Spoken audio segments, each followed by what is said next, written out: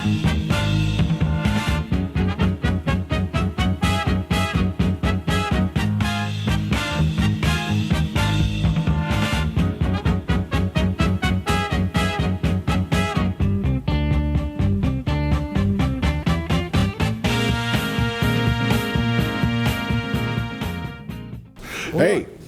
I see a pre-roll happening on the opening.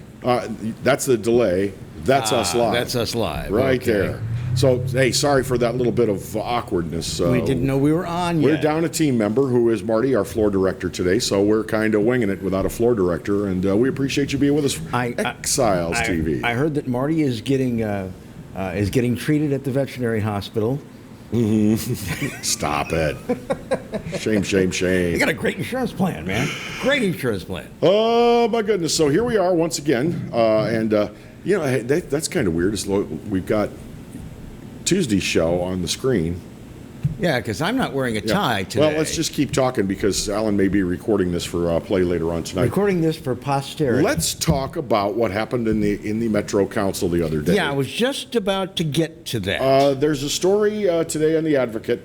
Can East Baton Rouge bars open soon? Mayor and the state say yes, despite the Metro Council's confusion. The Metro Council met on Zoom, which I guess that's how they've been doing all their council Yes, they've been lately. booming and zooming. Except for Chandler. Chandler wasn't there. He missed the vote. Somebody really needs to check his prostate. That guy pees a lot. But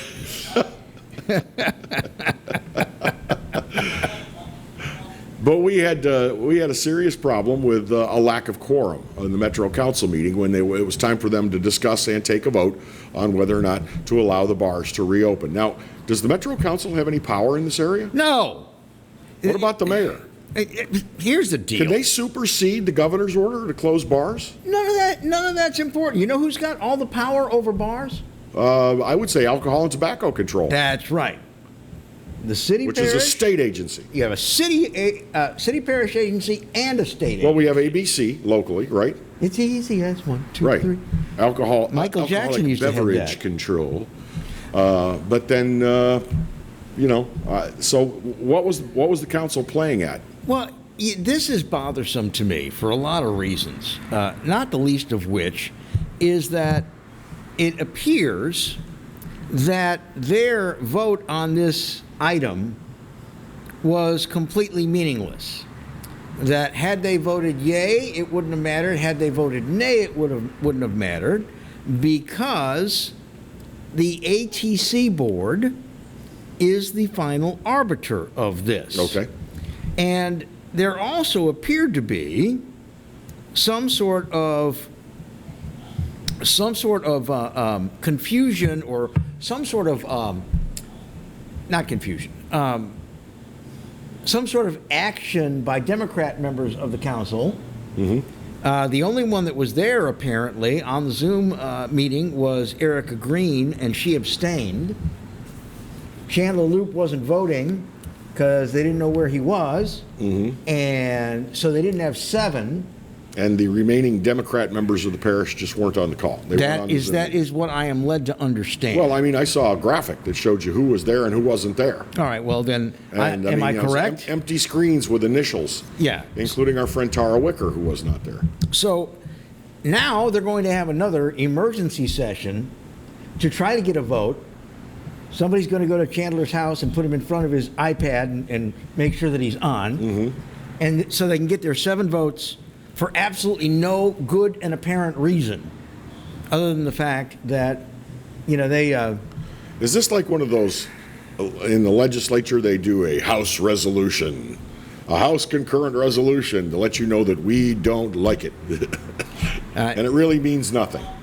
Well, the council, other than totally screwing up the Alton Sterling settlement talks because of the one email that went to...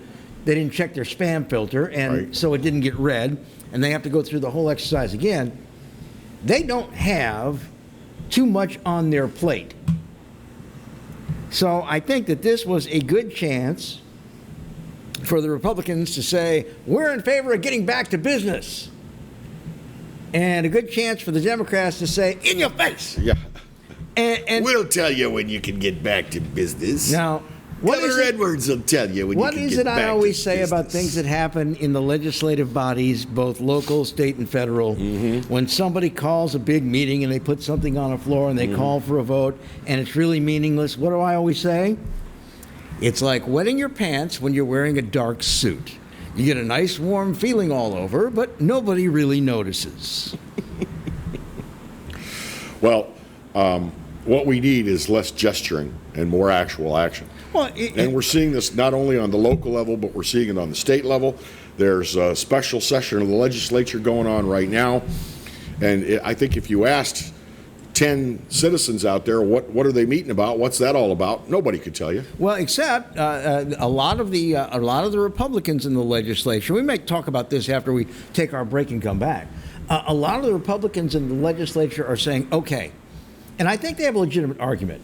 Emergency declarations are not supposed to have power and effect this long, and we need to revisit all of this, and perhaps we can be a lot more back in business than what is happening right now.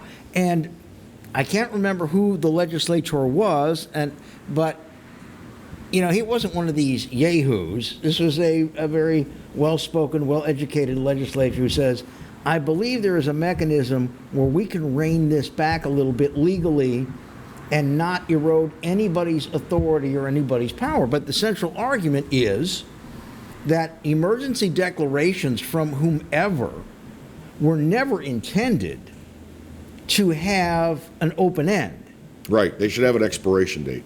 I say 90 days. And if at the end of 90 days, if an emergency is still necessary, let the governor call for a second one. But see, that's the thing. He's also saying this chaining them and stretching it out this long violates, he believes, not only the spirit of the statute, but the actual letter of the statute. It serves us all right because basically, and it goes way back before you and I, but Louisiana gave the governor the powers of a king. I mean, he has, especially in matters of emergency, he has the powers of a king. He can just make proclamation and What was Huey Long's? Do it! What was Huey Long's campaign song? every man a king. Yeah. Most people didn't realize his middle name was Everyman. Yeah. And now John Bell, I think, is enjoying the power of the governorship, and I think he's enjoying wielding that power, and he's in none too big a hurry to relinquish it. Well, Plus, there's still a fair amount of federal money coming in because of this. John Bell is an attorney by training, okay? And John Bell is also a former officer in the United States military. And there are a couple of things that come in play here. Number one is when you are not a staff grade officer, but a junior officer. I don't think he made it to like major or colonel. I think he got out when he was a captain. You are used to awaiting orders from the top.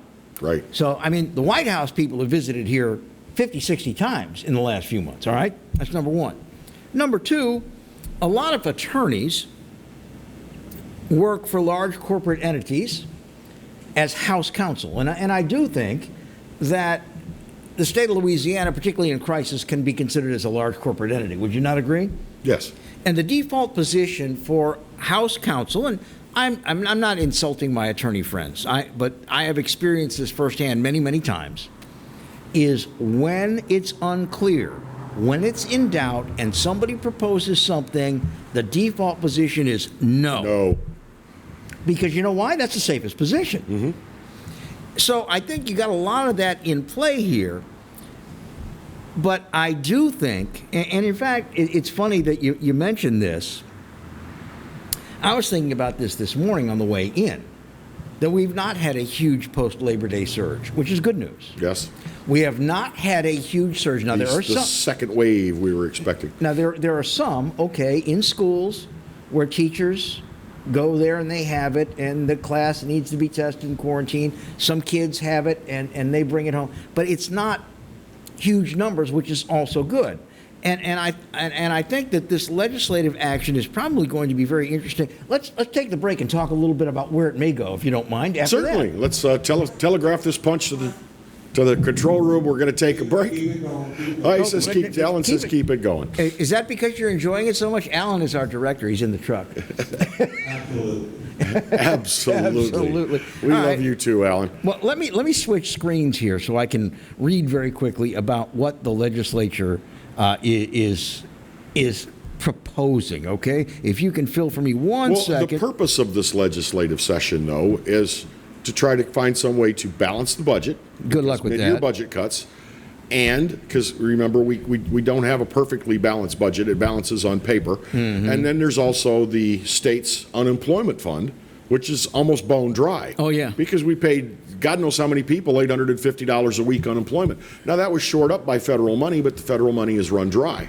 Well, they And shifted now- it from the FEMA pot, and now FEMA's getting a big run because of Laura and Right. what was the S one this year? Sally? Sally, yes, thank you. So the problem is there's no more money to help us with our unemployment liability. So they've had to result to some trickery or let's call it legislative legerdemain, if you will. And one of the things they did was there's federal money to help small businesses recover, the Main Street Recovery Program. They raided that fund in order to be able to shore up. So what they've done was they've robbed small businesses in order to make sure unemployed people continue to get checks. I don't know if is that the right thing to do, the wrong thing to do. Well, I think it depends on whether you're a small business person or whether you're completely unemployed. There is never, ever an endless pot of money. You know, we don't get to print our own currency like the feds did with the CARES plan originally. And, No, but I think we sometimes look at the Fed as that endless pot. well, and I'm not arguing that they should have done that at the federal level. But I was listening to a small business person the other day, and the small business person was saying, look, I want to be safe. I know how to be safe in my business, but I need to get back in business. But you got to help me get back in business. You can't just say, okay, go open the doors. Because my inventory has been depleted. I don't have any income with which to buy new inventory. And I do think at this particular point in time, they need to put the supplement back in unemployment. $247 a week is the second lowest in the nation. And by the way, they're taking an extra 20 right now while they're figuring out what they want to do. So it is now down to 227, which makes it the lowest in the nation. That's the maximum. There are people that actually get less than Yes, I think they need to do that. And I think they need, John Schroeder, the treasurer, is going to be with us in the next hour. He was doing that Main Street Recovery Program. Right. They have more applications than money, so they've had to stop taking applications, and that's for small Plus, businesses. they had their fund rated to shift the money over into the unemployment fund. I don't think that got rated. They're rating the unclaimed property. No. This is a completely different thing I'm talking about. They wanted to take money from the Main Street Recovery Program, shift it into unemployment to be able to continue sending out those checks. I think the thinking is the Main Street Recovery Program isn't on the hook for any checks until they process the applications. Right. Whereas there's a liability for unemployment. You know, these people, are supposed to get their checks. But did that happen, or is that something you're thinking about? We'll get all the facts from Mr. Schroeder. Anyway, in terms of the special session, the leaders of both the House and the Senate President is Paige Cortez, and the Speaker is Clay Schexnayder, and they have got some legislators that are saying that the continued regulation from the office of the governor is an infringement in the separation of powers because it is not temporary. So what they're saying is, in effect, He's taken over the state. he is making law, which is not within the purview of the executive branch. That's why you have the checks and balances. Representative Mark Wright of Covington, who is a Republican, is one of the folks that's leading the charge on this, saying, look, we are having a difference of opinion, but it could have long-term consequences. If you keep extending emergency declarations this long, are you in fact making law, which is not your job? And I think it's a very interesting question of government and law, and I think it's going to really get worn out. In other words, they're going to do a big push on this at the special session. We'll talk a little bit more about that. And I think what comes down to, Kevin, is not how you feel about what's happened in the past with all these regulations, but how you feel about the ability to do these things when it is no longer emergent. See, that's what bothers me. That's what's rattling around in my head. It's just like putting somebody on a court that is very, very radical in religious views. You know, this isn't even pending, so I can use it as an example. If there were a jurist sitting on a state bench or a federal bench that happened to be Muslim, and in their courts many, many times they had talked about Sharia law and how if they could impose Sharia law in their United States court, they would. I would be very, very afraid of having that person on the Supreme Court or on a court of appeals. And see, that's the whole thing. If it's not an emergency for these declarations now, are you in fact making law, and is that within your purview? Alan, can we take a break now, or are we still not queued up for that? Talk to me.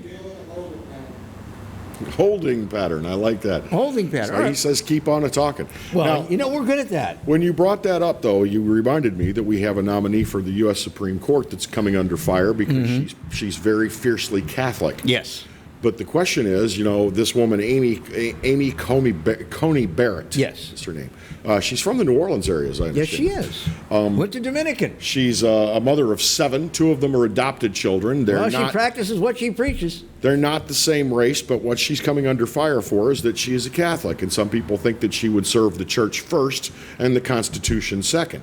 I don't think that anybody that's accepted a federal judgeship, I'd like to think that no one who has been nominated for and accepted a federal judgeship feels like they serve their church first and the Constitution second. And one day I'm going to do a whole program. Maybe I'll do it as a podcast on what I call context and perspective. All right? From all accounts, this lady, she's a federal judge now, was a brilliant student of the Constitution, was a brilliant teacher. She taught at the University of Notre Dame Law School, which is no slouch, for a number of years before going to the federal bench. And what is happening is she was doing a speech. She wasn't sitting on the bench. There was no case in for her. She was doing a speech. And she was saying, as a Catholic and a mother, But she was framing it. I would like to see Roe v. Wade overturned. As someone who worries about health care because I have a lot of children, I have questions about the Affordable Care Act. But what history has shown us is that you can appoint conservatives, you can appoint liberals, and once they get up to the 9, and they take that oath, they're pretty good at sticking to the law. What is the famous is Justice Roberts, probably the most conservative member of the bench right now, or before maybe Kavanaugh was appointed. But a lot of people would tell you that his votes on things have not been very conservative. Well, they follow the law. See, that's the whole Because thing. they don't follow the ideal, they follow the letter of the law. of the Constitution. When he was the swing vote as to whether Obamacare was legal, in his opinion, he wrote it very, very well. He said, they have constructed this as a tax. And as a matter of fact and a matter of law and a matter of constitutionality, it is therefore legitimate. You're talking about the individual mandate to buy health insurance. Every bit of it, yeah. And the thing is, you know what? I've said this before. You have to live with everything in the Constitution. You don't get to pick and choose what you want to live No, but with. we would love to do that. Yeah, a lot of people would love to do that. But it showed that an ultra-conservative, who I'm sure personally was very much against anything that Obama put on the table, politically, did not have his politics influencing his decision. So I would assume that if Judge Coney Barrett is as brilliant and as circumspect as all the people who have worked with her say she is, that if she is confirmed, that her Catholicism she will not allow her Catholicism to enter into her judgment. We just got a thumbs up. I think that means we can take a break. Is that what that means? Or She just really likes the show. Or was she gazing at your hair going, Hey, thumbs up. Looking good today. You got moose and squirrel in there. Hey. All right. She was jogging back to the truck. Stop. So, are we taking a break? Talk to me. Yeah, I think that's what the thumbs up was all about. That was it? All right. We will be right back on Exiles TV. Stick around.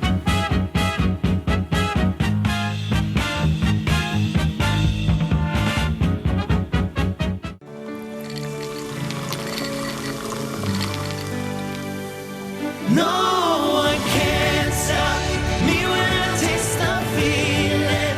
Nothing could ever bring me down. Nothing could ever bring me down.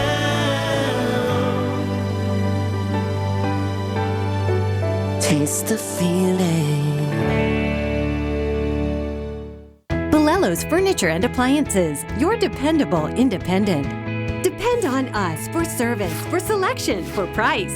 Get huge Whirlpool savings. Shop now and save on Whirlpool appliances throughout the store. Plus, experience our price match guarantee and ask about special financing. You can depend on the know-how of people who live appliances every day. Bolello's Furniture and Appliances, your dependable independent with nationwide buying power.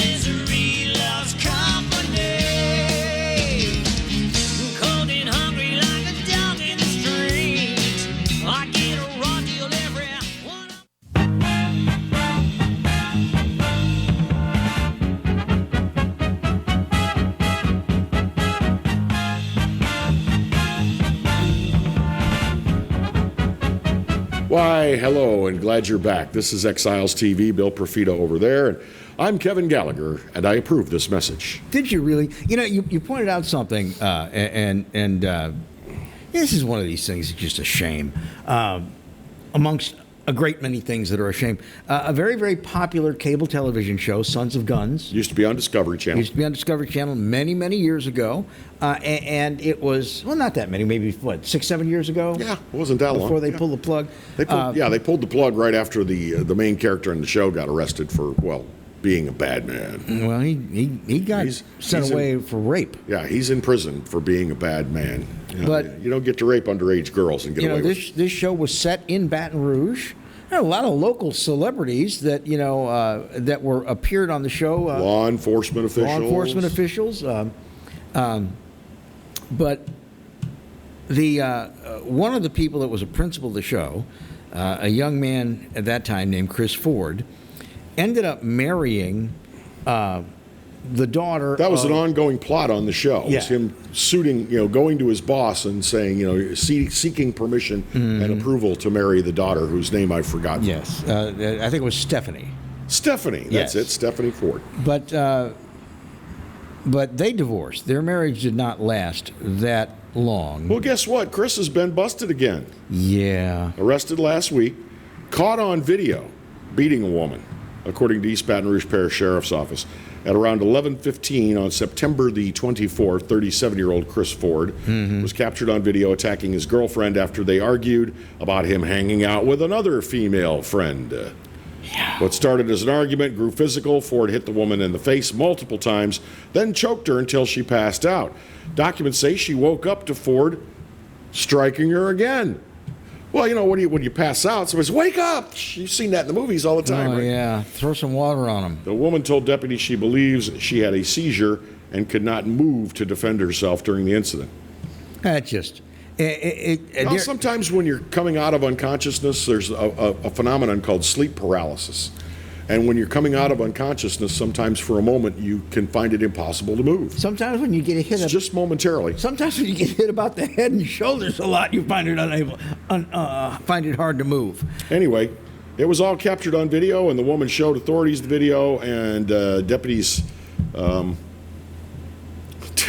Ford told the deputies that he grabbed her by the back of the neck, not to choke her, but to spank her. Like, that's okay. Ooh, you naughty boy. Oh boy, oh boy, oh boy, oh boy, oh But, boy. you know- So it goes into more. There's more, hill kind Why of detail is there to this. so much what I refer to as scumbag tragedy that follows some of these TV reality shows? You know, like because some of these reality Jersey shows, Shore people. yeah, some of these reality shows, the subjects of the show are the worst kind of people. I mean, that's the truth of it sometimes. They're the worst kind of people. I met Chris when Will, Stephanie's father, was on the radio with us in the old days, and he seemed like a very nice guy. But sometimes there's just this environmental gumbo that you get into. And you really don't want the slime from the okra to come off on you in the pot, No. but there's no way to avoid it. I mean, and it's not just Sons of Guns. I mean, God knows, they had criminal tragedy.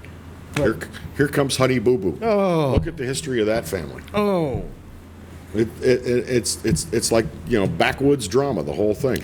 There's a number of TV shows where it's just like, we're going to send a film crew to follow these basically mouth breathers around and watch them do what mouth breathers do. Watch them exploit their children. What was the guy on Jersey Shore, The Situation, that guy? His name was Mike Stagliano or something. Yeah, and he had a room temperature IQ. I mean, he really did. Mm-hmm. But how many times has he been in and out of jail? Many. And I mean, a couple of it was for financial stuff, okay? But he also. But a couple times he slapped somebody around. tied it up with a bouncer, and got arrested for that, and public drunk and assault, and off he goes to jail. What was the woman with the big behind and the big boobs? Snooki?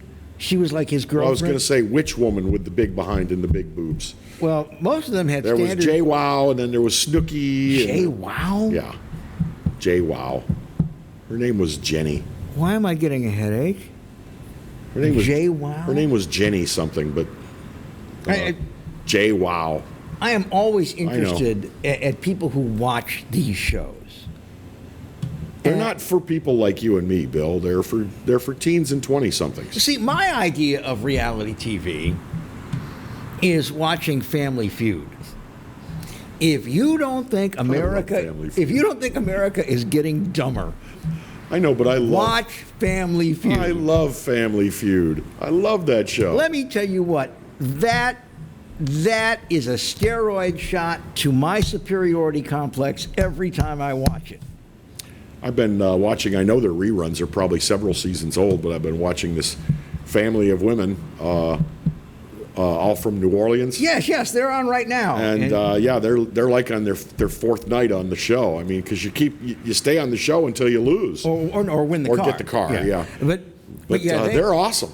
Well, they're doing okay, but the people up against them, some of the answers is like, name something that a man has that he doesn't want his wife to know about. Beep!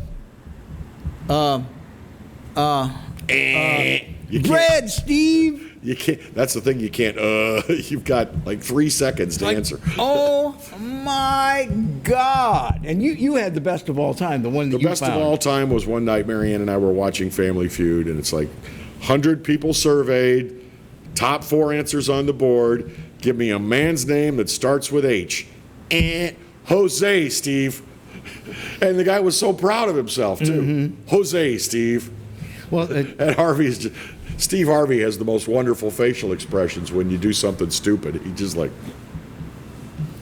the people from Louisiana, this is the third time that they've been on. yeah, I remember Because- it's the Vicknairs. the Yeah, Vicknair they were family. on when WAFB was handling it, both in the day and in Oh yeah, Access. these are reruns. These are Yeah. several seasons old, but Well, because they're been able enjoyable. to have a studio They're audience. enjoyable to watch, and the women. It's 5 women in this family, and they're all smart. Yeah. And they do that at the end of the show. They do the lightning round or whatever it is, where they take one person, Fast money. the fast money round, and the object is to get to 200 Right.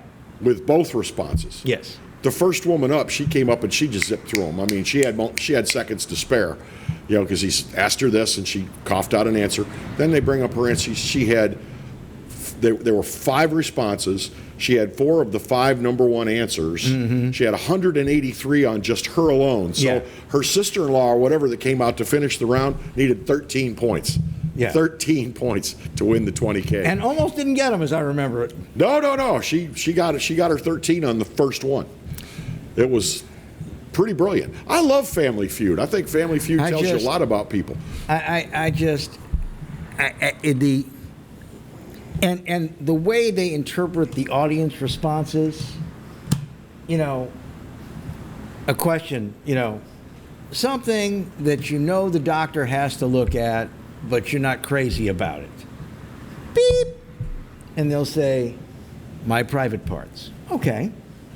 What's actually up on the board? The vajayjay. Yeah. I think that is disgusting. Well, that is a little disgusting. And they do Mr. Happy. They do a lot of that.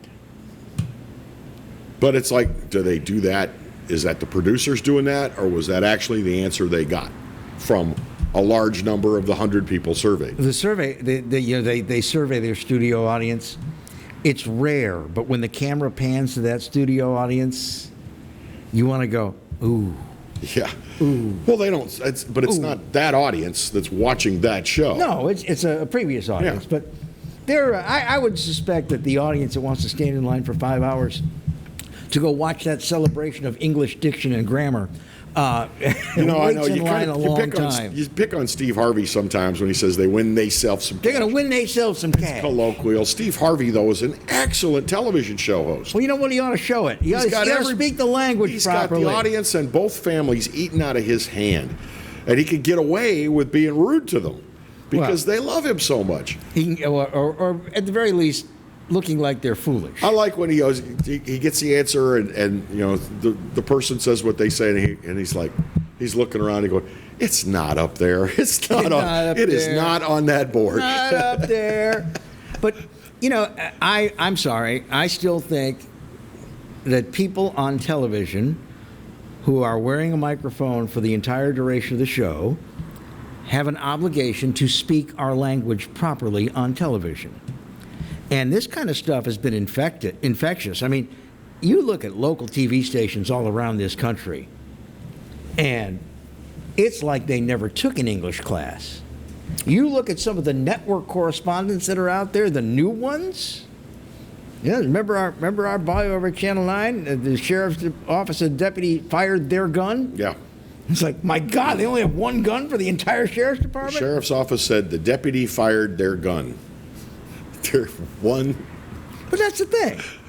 His gun. And Steve, I'm your man, Steve Harvey. Got 2 great Well, you know families. what Gonna try to that's- win themselves some cash. That example you just cited, the deputy fired their gun. You know what that comes from? That comes from not wanting to assign gender pronouns. You don't want to say his or her. Why not? But if it was if it was a male deputy, it's his. They'd already identified the deputy as a male, so it doesn't matter. But it's like this. There's this desire to avoid gender pronouns. So they, their. But when they is a collective, not a singular. Or just fired. You don't have to say fired whose ever weapon, just fired at the suspect. I mean, that's the whole thing. It's like some of my favorites. They lit it on fire. You don't light anything on fire. You may set it on fire. You may set it on fire or fired off their gun. You don't fire off a gun you fire a gun. But these morons have been learning about sensitive basket weaving and inclusion instead of the English language. Plus, I don't know if you're aware of it, but in a lot of colleges and high schools, certain racial colloquialisms are now being taught as acceptable.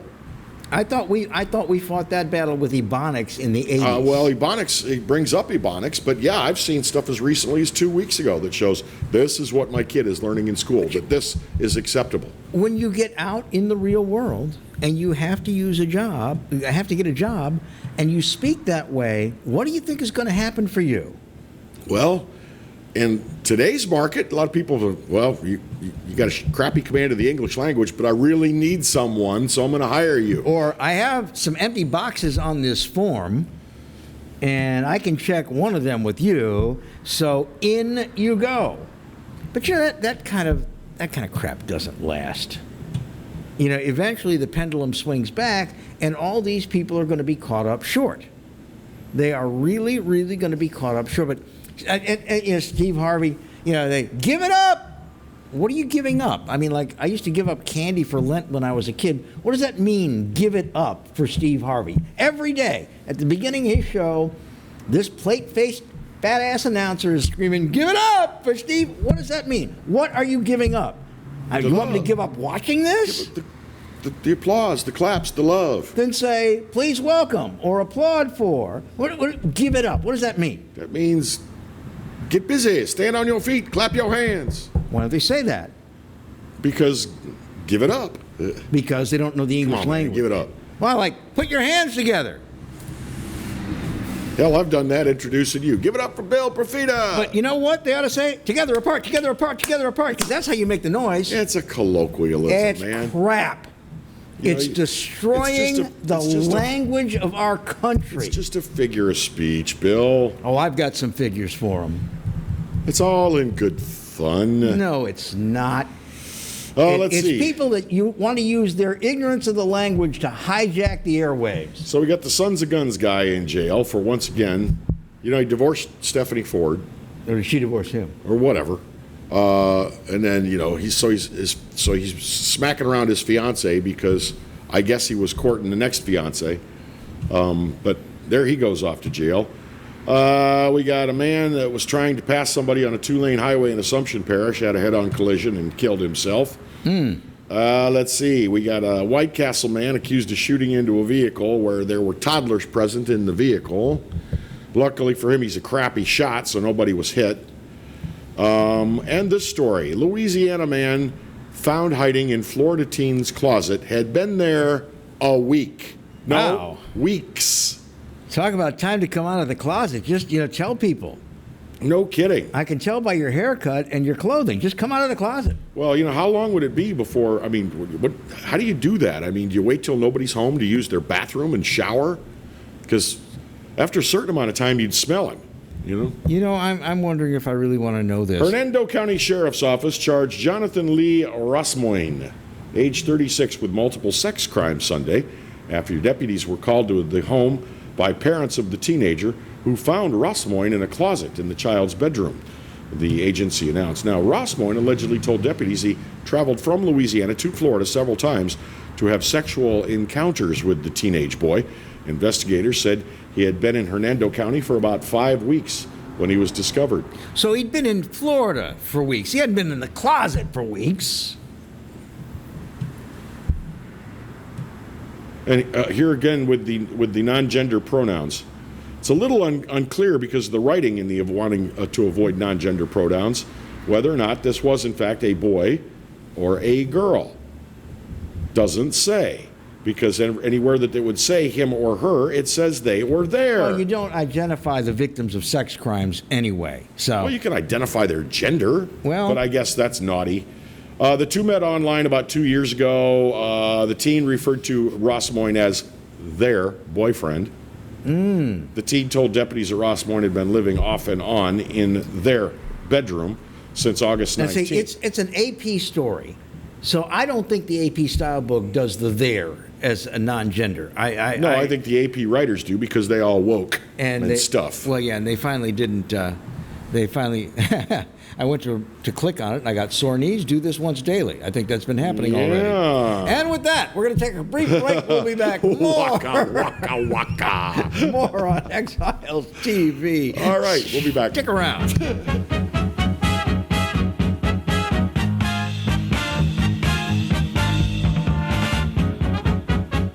Hi, I'm Bobby Yarborough with Manda Fine Meats. Here at Manda, we know what the folks of South Louisiana love. They love great flavored smoked sausage, delicious deli meats, and specialty items like boudin and andouille sausage. Manda Fine Meats has been providing these products since 1947. We produce them right here in Baton Rouge, so you know you're always getting the freshest product at your local grocery store.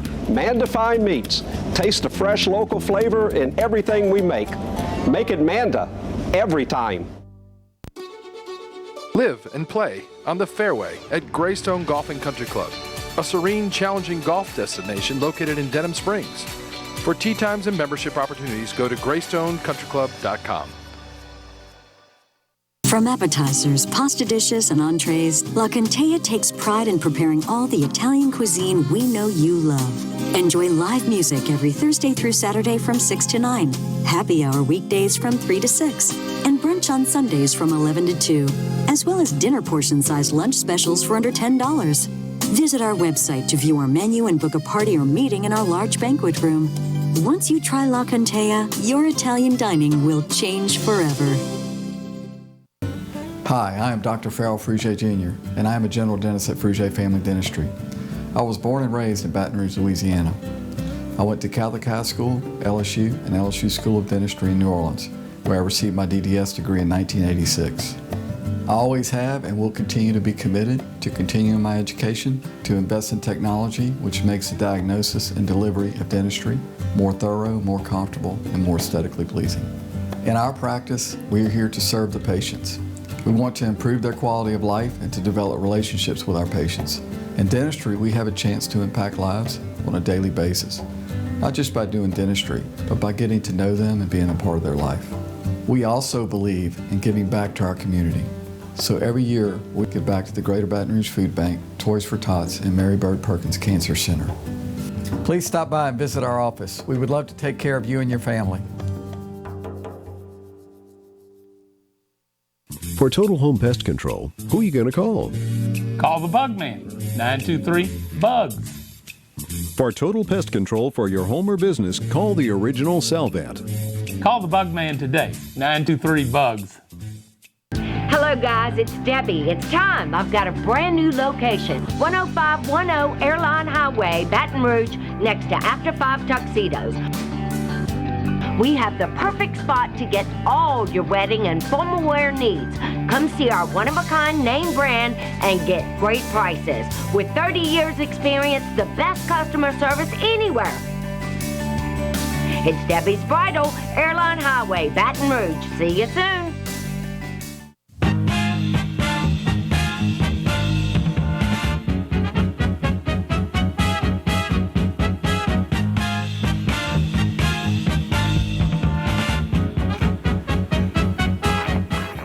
Welcome back to Exiles TV. Glad to have you with us on this song. Thursday morning. Make me smile. I do. I love our theme song. My mom said, that's good music. That sounds like a good talk radio type theme. I said, it's actually Chicago, Ma.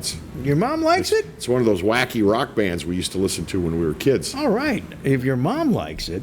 Hey, my mom likes it, then you're in like Flynn. My wife tells me it's a little too old for us. Really? Yeah. It's right in our age group. I mean, a little too old. What is? Define old. Old is a state of mind. Exactly. You know, they say now that 60 is the new 40. Is it? Yeah.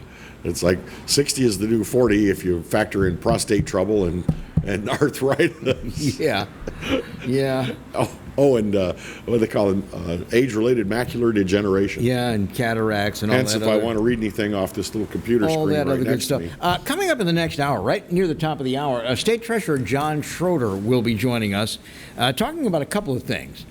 about the threat, again, to the unclaimed property and whether or not they swept funds from the treasurer's office to balance other parts of the budget that were supposed to be used for recovery, like the main Got an email street. about that. Yeah. I could call it up and read his statement. Yeah. But, in just a matter of 15 or 20 minutes, we'll hear from the man himself. Yeah. So that'll be interesting. But yeah, they want to take money from the Main Street Recovery Program for small businesses and push that into unemployment, because the need for the unemployment fund is much greater at this time. A story we talked about when it happened. This is a national story, but this has got an awful lot of local following. Remember the guy who walked up to the patrol vehicle in Los Angeles County that was basically standing Who watch? shot the two deputies in the Yeah. head? Yeah. Yeah. They've arrested somebody. He is 36 years of age. His name? Let's hear it. Deontay Lee Murray. That's not too bad. His attorney, Jack Keenan, said he's not yet seen the prosecutor's evidence. How about video? Now get this. He's being held on $6.15 million Well, he should be. in bail. Caught on video. I mean, the entire act. What kind of a defense is this? Is his lawyer? And he may not be able to get. He may have to just get a public defender. But knowing Black Lives Matter, they'll probably pay for a lawyer for this guy. That would what be kind of a foolish. defense when you are on video? It is kind of crappy security video. So I guess the thing that they have to prove is that is in fact him. Now let's get to know Deontay. Okay, let's talk about him. What kind of a guy is Can he? I have a little soft music behind us? Is he like basket weaving and puppies? Let's get to know Deontay. First of all, the way they got him is he carjacked somebody a couple days ago. So we know that he's a stand-up citizen. All right. Deontay likes kittens. He plays the piano. No, I'm going to do this like Miss America, okay? So we'll do it as Mr. Thug. Give me some Mr. Thug music. You remember the dating game? I'm thinking that Herb Alpert music in the background Yeah. as we describe The Bachelor. Yeah, Deontay has convictions for sales and possession of narcotics, firearm possession, receiving stolen property, burglary, and terrorist threats. Complaints include gang associations. Investigators said they could not provide a specific motive for the attack other than, quote, he obviously hates policemen and wants them dead. Wow. Wants them dead. Now, I hate cops because they arrest me when I do bad things. 36 years old, and he had convictions for all those things. 36 years old. How long had it been since he was released from jail so he didn't get COVID-19? Well, I'm thinking, being L.A. County, I'm thinking that he got very short sentences. Possession, 3 months, time served, that kind of thing. I think that in every state, every county, the people responsible for letting people out of jail because they were afraid they'd get COVID-19, every victim of any of those men or women who've been released from jail and or prison for fear they'd get COVID-19, every victim should be laid directly at the feet of the governor and or mayor or whoever made the decision, let these guys out of jail. It's like when it was first mentioned that they were letting people out of jail because, well, we're afraid they'll get COVID-19. And my reaction was, do we care? Are we caring about that now? See, you're looking at just the surface. It's kind of like they shouldn't have no cable TV.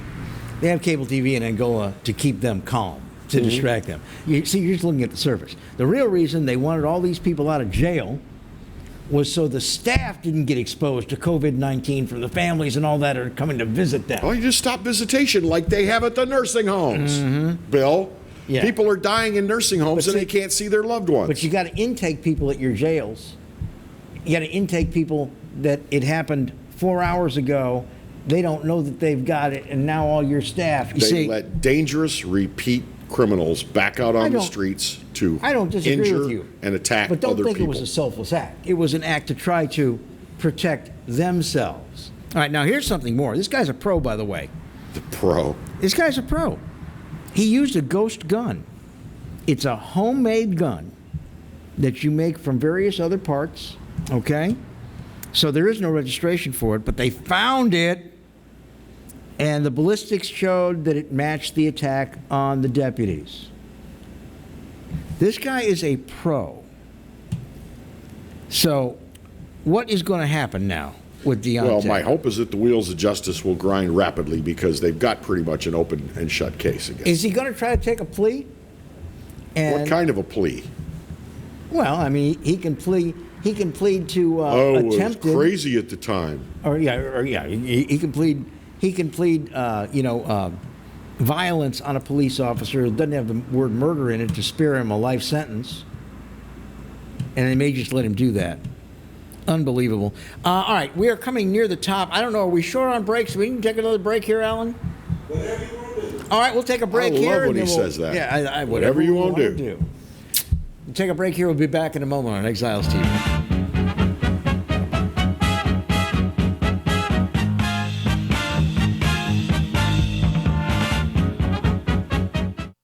That's right, the Clarence Buggs Show is back, along with the Exiles, Bill Profita and Kevin Gallagher. We've put the band back together, South Louisiana's talk team, and it's only on the Pelican. 10 a.m. till 12 noon, right here on the Pelican.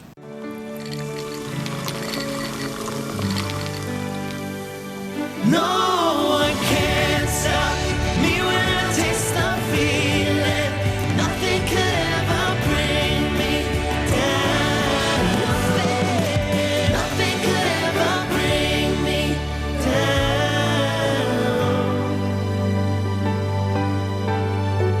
Taste the feeling. Bolello's Furniture and Appliances, your dependable independent. Depend on us for service, for selection, for price. Get huge Whirlpool savings. Shop now and save on Whirlpool appliances throughout the store. Plus, experience our price match guarantee and ask about special financing. You can depend on the know-how of people who live appliances every day. Bolello's Furniture and Appliances, your dependable independent with nationwide buying power. Hi, I'm Bobby Yarborough with Manda Fine Meats. Here at Manda, we know what the folks of South Louisiana love. They love great flavored smoked sausage, delicious deli meats, and specialty items like boudin and andouille sausage. Manda Fine Meats has been providing these products since 1947. We produce them right here in Baton Rouge, so you know you're always getting the freshest product at your local grocery store. Manda Fine Meats. Taste the fresh local flavor in everything we make. Make it Manda every time. Hello guys, it's Debbie. It's time. I've got a brand new location. 10510 Airline Highway, Baton Rouge, next to After 5 Tuxedos. We have the perfect spot to get all your wedding and formal wear needs. Come see our one-of-a-kind name brand and get great prices. With 30 years experience, the best customer service anywhere. It's Debbie's Bridal, Airline Highway, Baton Rouge. See you soon.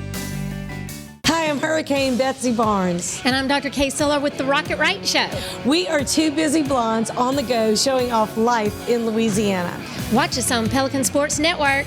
And Talk 107.3 FM. Check local listings for times. I owed the IRS $10,000. The IRS garnished my wages. They put a lien on my house. I'm self-employed and didn't report all my income. They claim I owe a lot more than I do. The IRS is the most powerful collection agency in the world. They do not give up until you pay.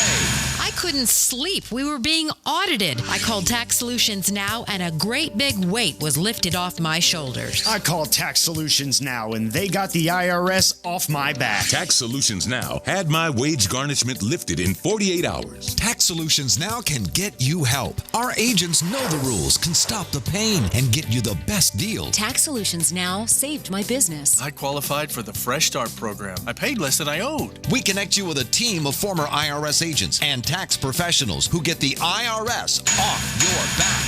Time is running out. Call Tax Solutions now. Call 800-778-4345. 800-778-4345.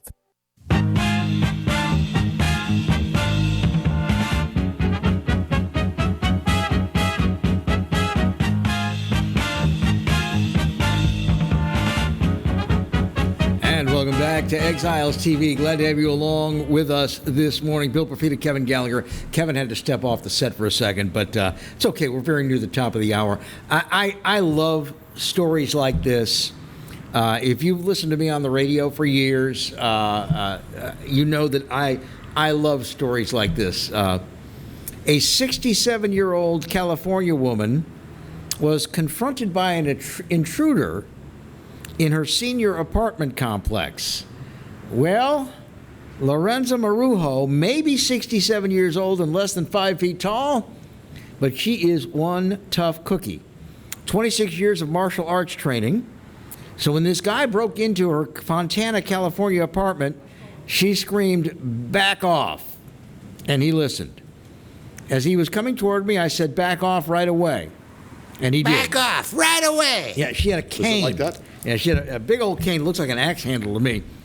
But unfortunately, the guy didn't leave the apartment complex. He went next door to the apartment of her neighbor, 81-year-old Elizabeth McCrae. As Elizabeth said, he grabbed me and shook me, and I went down on the floor. Well, Lorenza wasn't done yet. She heard her friend yelling for help, so she went over there. Now, here's what she did. This is quoting the 67-year-old Lorenza Maruja. "I squeezed myself between her and him. I put Mama on the side, and I jumped on him. I was punching him, and I had the cane against his throat. I didn't want to kill him, so I switched positions to hold him down." You gotta be careful not to kill him. Again, he lifted up and tried to twist my hand. At the same time, I twisted him and turned it around real fast. He said, "You're hurting me." And I said, "I don't care. I don't care what happens to you. You had no right to hurt an elderly person." The cops got there and took him into custody.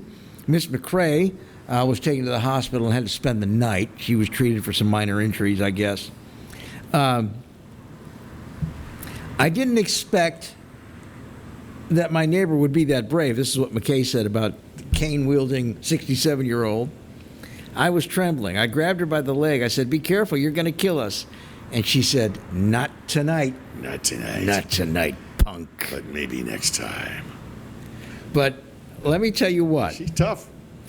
I love stories Tough like old that. granny. I love stories like that. Do you remember, you might have been doing music radio, because somebody made an audio parody of this to Chubby Checkers The Twist. There was this woman just outside of Memphis, just across the Mississippi border, and some guy breaks in the middle of the night and tells her he's going to rape her. And she says, "Well, I can't even see," as she put it. And so he made the mistake of putting her hand on it. Uh-oh. And she said, "And I gave it a real hard twist." Now, you must hear in your head, "Come on, baby." And so she's talking about, he said, "Let go of me." She said, "No, I got a hold of you, and I ain't gonna let go of you." And she said, "Get out of my bedroom." And he said, "I can't do it with you twisting my stuff." And so she held it and twisted him all the way to the front door, down the porch steps, out into the driveway, and he's screaming, "You're going to kill me, you're going to kill me." He said, "Well, I hope so." And she said, "I put him on the ground, and I gave it another little twist." Now get. And they did a parody to that with Chubby Checkers, The Twist. Yow. And they had her saying how she was giving it a twist. Now I'm all squirmy just hearing that story. Yikes. I love stories like that. We're at the end of our first hour. When we come back, we're going to talk with the state treasurer, John Schroeder. He's coming up next on Exiles TV. Stay right there.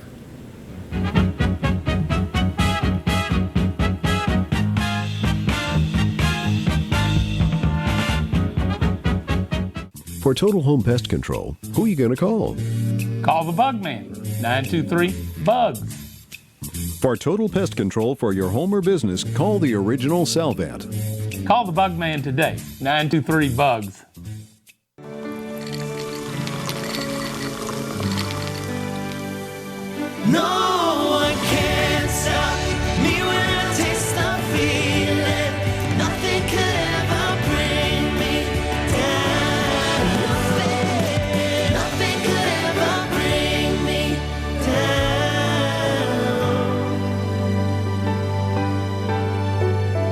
taste the feeling. Hi, I am Dr. Farrell Frugier Jr., and I am a general dentist at Frugier Family Dentistry. I was born and raised in Baton Rouge, Louisiana. I went to Catholic High School, LSU, and LSU School of Dentistry in New Orleans, where I received my DDS degree in 1986. I always have and will continue to be committed to continuing my education, to invest in technology which makes the diagnosis and delivery of dentistry more thorough, more comfortable, and more aesthetically pleasing. In our practice, we are here to serve the patients. We want to improve their quality of life and to develop relationships with our patients. In dentistry, we have a chance to impact lives on a daily basis, not just by doing dentistry, but by getting to know them and being a part of their life. We also believe in giving back to our community. So every year, we give back to the Greater Baton Rouge Food Bank, Toys for Tots, and Mary Bird Perkins Cancer Center. Please stop by and visit our office. We would love to take care of you and your family.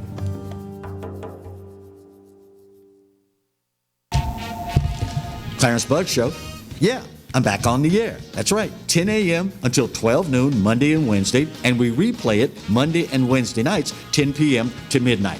Check us out online. You can watch it live at PelicanSportsTV.com, or better yet, why don't you just download the Pelican Broadcasting app? That way you can take it with you anywhere you go. That's right, the Clarence Bud Show.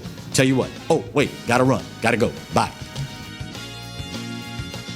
From appetizers, pasta dishes, and entrees, La Contea takes pride in preparing all the Italian cuisine we know you love. Enjoy live music every Thursday through Saturday from 6 to 9, happy hour weekdays from 3 to 6, and brunch on Sundays from 11 to 2, as well as dinner portion-sized lunch specials for under $10. Visit our website to view our menu and book a party or meeting in our large banquet room. Once you try La Contea, your Italian dining will change forever.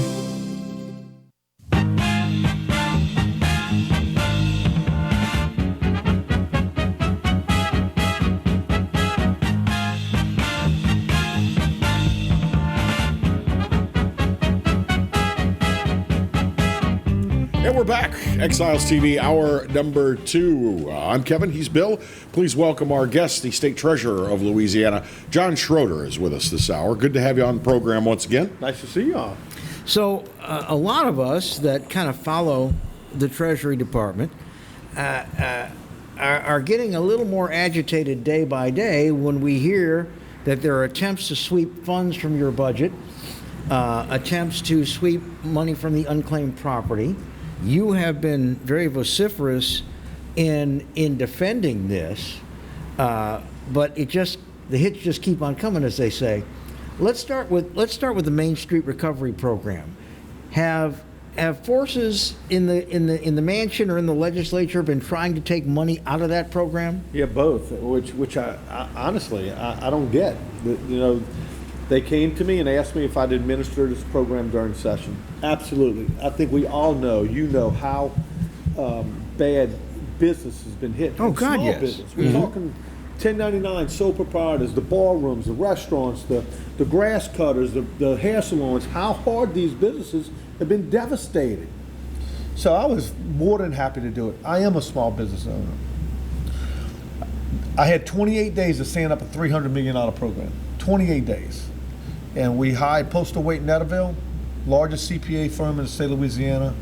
They did it, did an outstanding job. They also administered the BP program, $10 billion. Mm-hmm. So tremendous amount of experience. So we start taking applications. I guess, and I said this, I hated to be sassy in front of REC last Friday. I asked, I said, what did y'all expect? You wanted me to get in a helicopter and just drop checks? Or did you want me to actually run a program?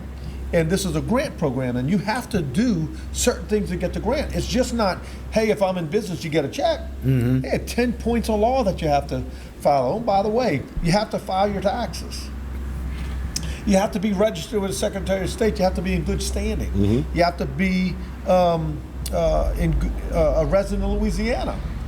Well, would you believe that probably at the beginning, 90% of the applications we received were either fraudulent, inaccurate, incomplete, or just not eligible. And that's a damn 90%. Shame. So what happened was it started off really slow. So we didn't get a lot of money out right out. Our advertising was kicking in, as y'all know. Yeah. So when the hurricane hit, up to the hurricane, we probably hadn't given out but about $30 million, $27, $28 million. When our second wave of media hit, guys, I'm telling you, it exploded. We were getting between 1,000 to 1,500 applications a day. And sometimes there is that kind of delayed reaction. Yes. Do you know how many times people have to see something before they Right. before they do it? So that happened. But what's the crazy thing about it is nobody in leadership in government ever called the treasurer and said, "Hey, how's this program going? How does it work mechanically?"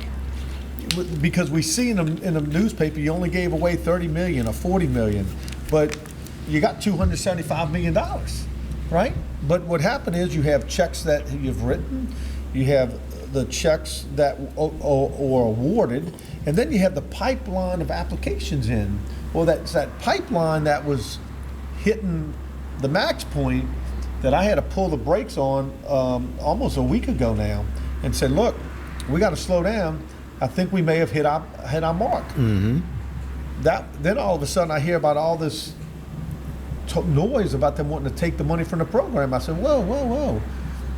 Why? The program worked. If I may, is this coming from the Division of Administration, or is it coming from the Legis, or where? All the above. So everybody wants to raise. Yeah, the governor sent a letter to the Speaker of the House and Senate President that I saw sitting in committee on Friday that basically accused me of spending marketing money to promote myself in the Department of Treasury. Now y'all are in this business. How else? I've seen the commercials. You're telling people how to apply for the program. And what's required. The proof. Should you not be the spokesperson for the program? Maybe the governor wants to be the spokesperson. I don't know. But if you ask the treasurer to administer the program, I'm assuming you're asking me to promote it, to do what I have to do to get it out. All that aside, it's worked. We've got 40,000 applications. We had a stop, I think, last Wednesday or Thursday. We took like an extra 4,500 applications in case look, my job's to get every penny out, and that's what I'm shooting to do. But we really stopped taking applications that we're reviewing like last Wednesday or Thursday. But we've awarded $87 million. We've paid over 6,500 checks to businesses. But we've also denied 7,400. So you're doing your due diligence. Absolutely. And I'm guessing these 6,500 and change that you've written, these are not $150,000 checks. They're probably in the range of $10,000, $15,000, $20. Yeah, that's a good point. They probably average right about $11,000 a check. Yeah. About $11,000. It's to get them back on their feet. Yes. It's not supposed to save their business. It's aid. It's a Band-Aid. But some aid is better than no aid, right? Mm-hmm. So, but anyway, that sort of gets lost. We've processed, well into 15,000 applications in just about a little more than 60 days. So it's a lot of work. But as I testified Friday, many of these applications taking 3 and 4 hours each application. So some are quicker, but many of them have been taken much longer because documentation. You ask for taxes and they send a Schedule C. Well, we need to have the whole tax return. Mm-hmm. So it's just a lot of things, but it's very positive. I said Friday, I said I come with great news. We have a program that has happened hardly ever. We started. We're halfway through Monday. We have all the money allocated, and we ought to get out the door about $20 million a week now for the next several weeks. And I think that's a pretty positive story. Now, is there any of the original amount that they took from you, or at the moment we're still whole? Yeah, they haven't taken anything. They're just talking about it. Okay. And what I've asked the that's viewers, where I was incorrect earlier in the program. Yeah. I had presumed they'd already rated the fund. No, they're talking about it, and what I've told people is the legislature will decide this issue. They may do nothing. If they're going to do something, they haven't said anything to me. So I'm just telling people, hey, call the governor, call your legislators, Tell them that you don't want them to raise this pot of money. All right, let's move on to unclaimed property. My favorite topic. Yeah, one of my favorites too. I mean, the audience here loves it when we do it. When they can call in and we can find unclaimed property. You fought long and hard. Why do they persist in wanting to grab this money? And now we have to have a constitutional amendment that will keep them from doing it? Well, look, this has been going on long before this governor's been here. Mm-hmm. And I've heard my story as I'm in towards the end of the last quarter of my third year as treasurer. This unclaimed property thing has been sort of a lesson that I've learned that I didn't know much about prior to being treasurer. Every year, whatever money has not been returned to the citizens of Louisiana has been spent in the general fund. Mm-hmm. I think we've talked about this. On paper, it's about $900 million. For the second time in my 3 years now, we don't have enough money in the fund today for me to pay all the claims that are in the queue. So if they all show up, you have to say, sorry, don't have it. That's happened right now.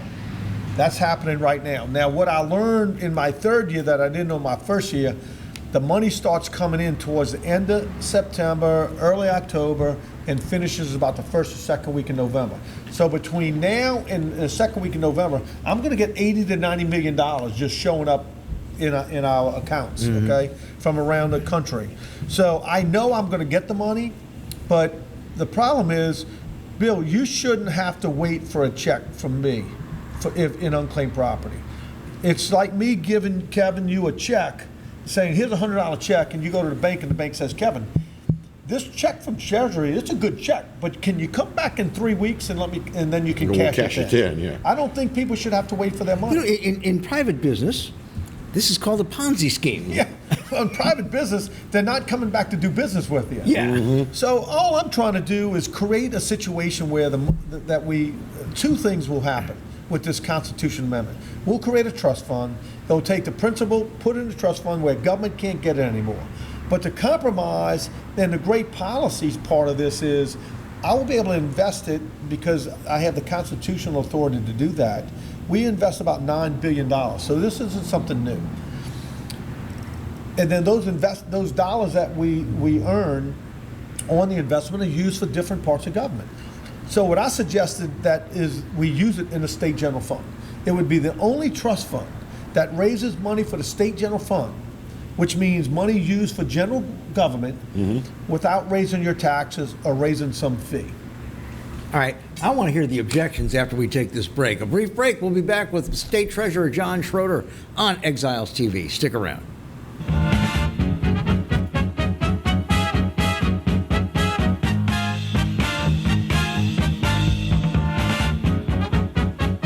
Balello's Furniture and Appliances, your dependable independent. Depend on us for service, for selection, for price. Get huge Whirlpool savings. Shop now and save on Whirlpool appliances throughout the store. Plus, experience our price match guarantee and ask about special financing. You can depend on the know-how of people who live appliances every day.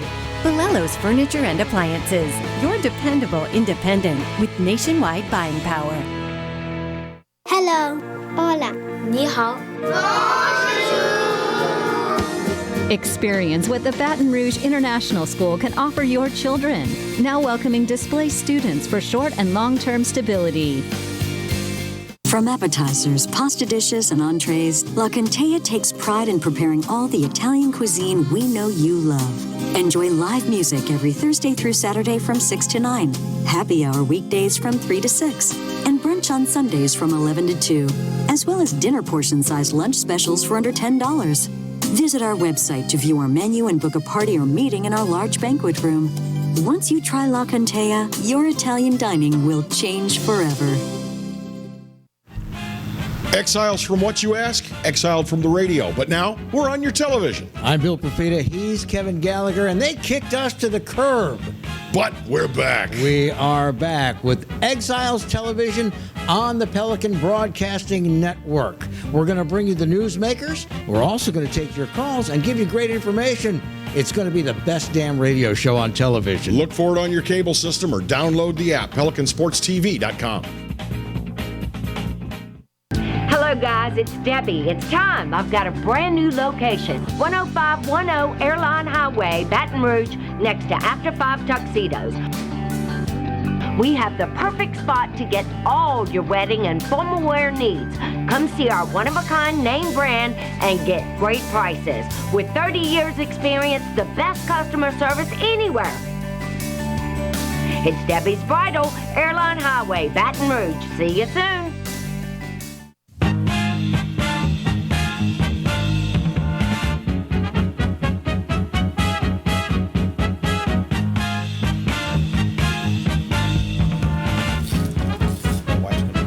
Hey, we're back. It is Exiles TV, and our guest this hour is John Schroeder, the Louisiana State Treasurer. We're talking about, you're going to see this on your ballots on November the 3rd, Constitutional Amendment number 7. Now, there are a lot of years we get a lot of I remember one time we had like 6 in November and then like 5 in December. We get a lot of them, but some of these are a little more crucial than others. This would protect the unclaimed property fund. It would protect it from being raided by lawmakers to help balance the budget, but it would also serve as a revenue source for the legislature to use. Which is unique. There is not a trust fund in state government where the money is not dedicated to something. So the money raised would go into the state general fund and be used in general government any way you want. In 10 years, it would hit them. Probably about 7 years would hit what we gave over this year, which was about $11 million. So it would take us about 8 or 9 years to get to the point where it was earning that much as interest. What's hard for the government to do is to have a little foresight, to look down the road. Everything's very reactionary. What we have to do today. They don't think too much about tomorrow. This is a great piece of policy that would be law that is good down the road. 20 years from now, I'll be kicking off $40 million a year. Now, so this takes, help me understand, because dollars and cents are not my strong suit. This takes the dollars in the unclaimed property fund, allows you to invest them, right, and then the profits from those investments would go into the state general fund. Correct, all while protecting the principal and allow us to operate the program, because right now we have about $2.5 million in claims, but I only have about $650,000 in my account.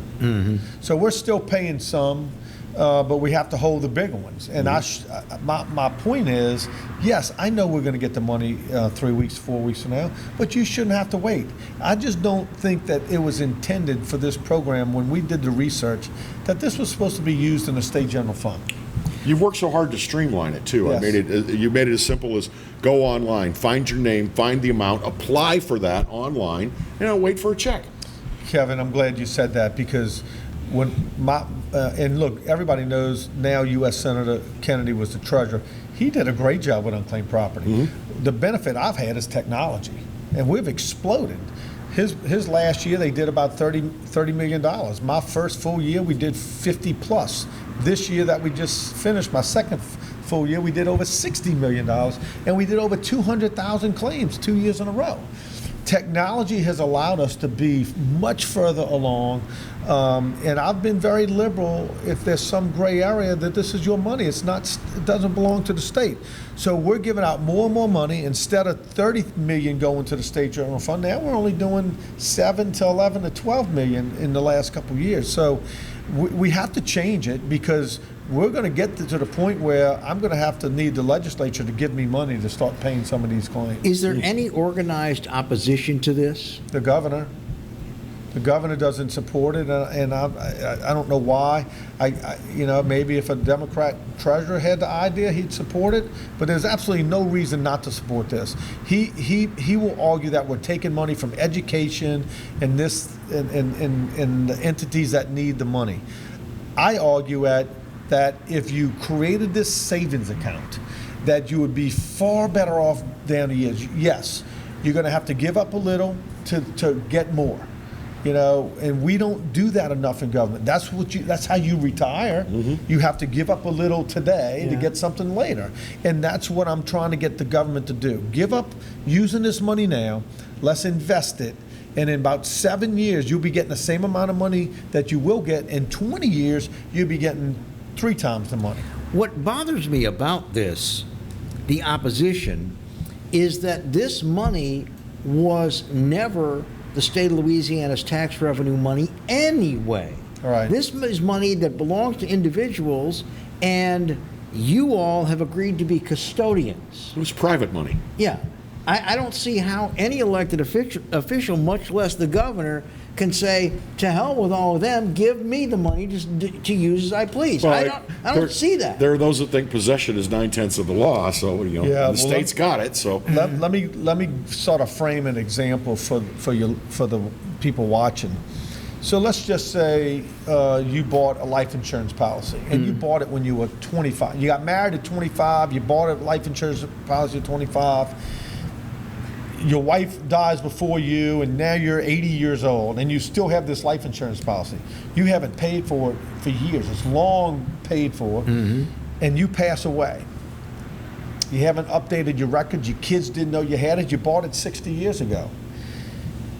The way it works right now, if New York Life cannot find you, by law, that gets turned over to the state. You're lost, and they can't find you because they're just going by addresses.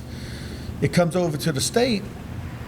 Now, insurance policy that you bought for your heirs to benefit from, you didn't sign up and say, if you can't find my heirs, the state can have it. Yeah. And spend it, but that's what happens. So it goes to the state, and the state spends it. There's fundamentally something wrong with that. So all I'm saying is, I don't think the intention of this this process or this thing we do for the citizens of Louisiana was ever meant to be spent in the state general fund. Why should your life insurance policy or some investment you have, just because they lost you, now the state gets suspended? I think we can do a better job at finding people and getting this money out the door. And just to make sure everybody's clear and on the same page, this is not something that is unusual. Other states have unclaimed property. Yes. That they hold in trust for the rightful owners, that they don't allow a legislative agency or an executive agency to take the money from. Actually, most states do take the money. Really? Yes. There's only like 6 or 7 that don't. So I was with the treasurer from Georgia earlier this week, and I'm getting phone calls now from other states wanting to model what Louisiana's doing. Imagine that. Louisiana's doing something that other states are paying attention to. Right now, we are on the cutting edge of what we're doing with unclaimed property. And the percentage of money that we turn out, we got to be in the top 5 in the whole country. We have to be. When I took over, we were like 38th or 39th. But we're doing something that's creative, and we're creating a residual income for state government without raising taxes or raising fees on the citizens of Louisiana. That's the kind of things you expect your statewide elected officials to work on and create. Now, a couple of questions for you. One, is there any money in your budget to campaign on this? Vote yes on CA7. And do you know of anybody that's going to be running a negative campaign? Vote no. No, unfortunately, the law doesn't allow. I can come advocate, but I can't spend any dollars from the Department of Treasury to advocate for this. Could a private interest do it? Private interest can do it, and we'd be happy to, if anybody's interested in that, let me know. I have been on a circuit talking about it, trying to get on some ballots that sample ballot that goes out to people. PAR has it on theirs. How about cable? Cable. They've got it. I've talked to Pelican, all the sort of oversight type of groups I've talked to. I'll be on Louisiana Public Broadcasting, I think this week or early next week. So I'll be doing a lot of work over the next 30 days. Because look, this is important. This is a good. It's not a lot of money, but you got to treat a penny like a dollar. And we got a bad habit of not doing that in the state government. This is a very positive policy thing to implement, and hopefully the citizens of Louisiana understand that. Well, and forward. I think it sends a very bad message when the people at the top of our government say, it's not really your money, it's mine now. I think that is a betrayal of the citizens who maybe voted for him or maybe didn't vote for him, but finance the operations of government through their tax dollars, I think it's a betrayal for somebody at the top of the government to say, not your money anymore, my money. I agree. And look, that's why I was willing to go to court and make the governor sue me for it, which he did. And we negotiated during the special session. A lot of people asked, what did the governor do to get you to sort of bend? And I said, well, he offered his support if I would release the money that in the years that were in dispute, and basically release his votes in the Senate. Mm-hmm. You know, so, and that's what he did, and that's how it got passed. Politically, are other Democrats backing the governor's opposition to this, or are they not? I think openly and privately, certainly privately, nobody talks bad about this. Mm-hmm. I mean, the legislators understand this helps business right now. Mm-hmm. This helps individuals during the pandemic, because businesses forget that they also have money in this program. Yeah. A lot of businesses do.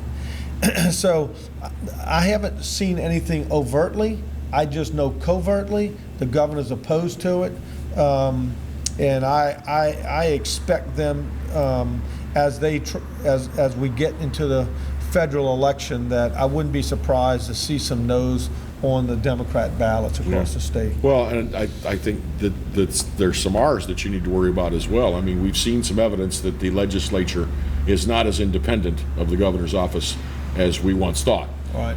So, you know, there's actually, I don't know if the leaders are solidly behind this thing, or well, every legislator, I think except for one, I think there was one, maybe two in the House, but I think everybody else, it was unanimous. So they have all voted yes for this. There's actually no good reason not to support this, to be honest with you guys. If you don't mind, because I know we have to get you off in about 2 minutes. A quick question. You serve on the bond commission, and you are the state's treasurer. Financially, the markets have been a mess now for 7 or 8 months, up and down and up. If Louisiana needs to bond some revenue, are we in a position to do that now? We had some trouble with our bond rating a few years ago. Yeah. What are we looking at like now? No, we can borrow money, but our bond rating still has a long way to go. You know, and I'm going to oversimplify this for you, the people, your viewing audience. Our debt's too high, so we pay more for our money. Mm-hmm. That's just the simple fact. Mm-hmm. I have not been able to get this administration to understand that. The more debt you have, the more your money costs. Simple. I learned that very early on in economics and buying finance. A car. Yeah. Yeah. When you buy a house. Yeah. MasterCard, 29% interest rate because you got too much debt. Yeah, the better your debt, the less it costs you when you buy something. Mm-hmm. The state's no different. We haven't improved our debt at all under this administration. And I hate to say it, but you asked a question, you sort of open a can of worms. That's sort of one of my pet peeves. We as a state are not managing our finances well. I'm like the bank. I can't make the legislature to stop spending as much as I can't make them spend more. I run the unclaimed property program, but I don't run a $40 billion, $30-something billion state budget. Mm-hmm. We spend too much money in this state. Well, Mr. Schroeder, we promised we'd get you out of here by the bottom of the hour, and we're coming up on that. We thank you very much for your time. And we're going to visit with you again before Election Day to go over this at least one more time. I think it's important people understand their constitutional amendments. A lot of us don't. Well, even though we improved the wording on the ballots, it still can sometimes be. It's important to understand what unclaimed property really is. It's not the property of the state of Louisiana. It's your property. We'll be back with more on Exiles TV in just a minute. Stick around. You, sir.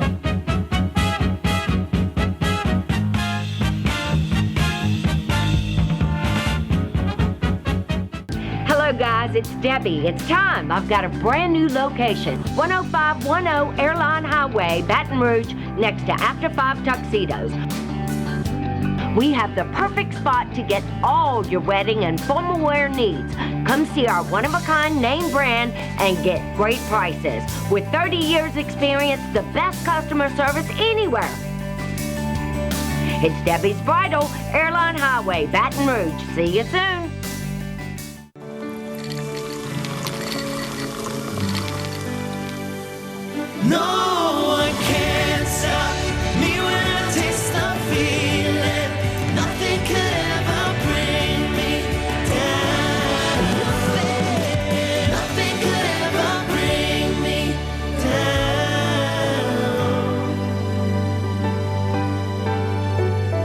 taste the feeling.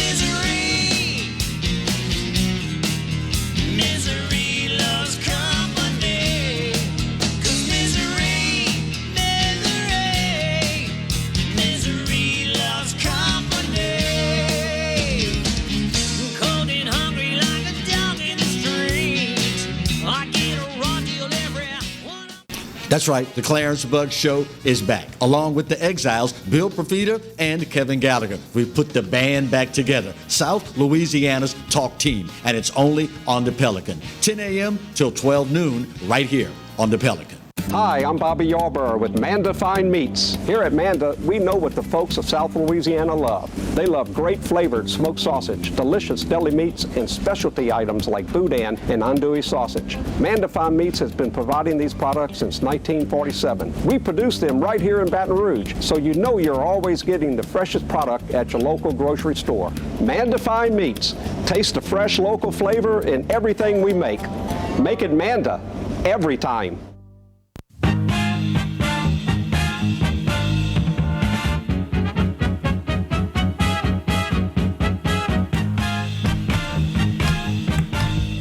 Well, we're back. Exiles TV, Bill Profita over there, and I am Kevin Gallagher, or that is the rumor going around. He is. He's telling the truth. He's Kevin Gallagher. Mm-hmm. Except no substitutes. For better or for worse. Could I take personal privilege for just a moment? Absolutely. You know, I don't get real heavy duty into the politics as far as go Trump, MAGA, or anything like that, and. We got a weird situation in America where our president, I think Bill will agree with me, and a lot of people will agree with me. Our president, although he has accomplished a lot in 4 years, he's probably fulfilled more campaign promises in a first term than any president in recent history in modern times. As far as things he said he'd do, he's done. Well, and his accomplishments on the economy are inarguable. But it also, to me, is inarguable that Donald Trump is a gigantic ass.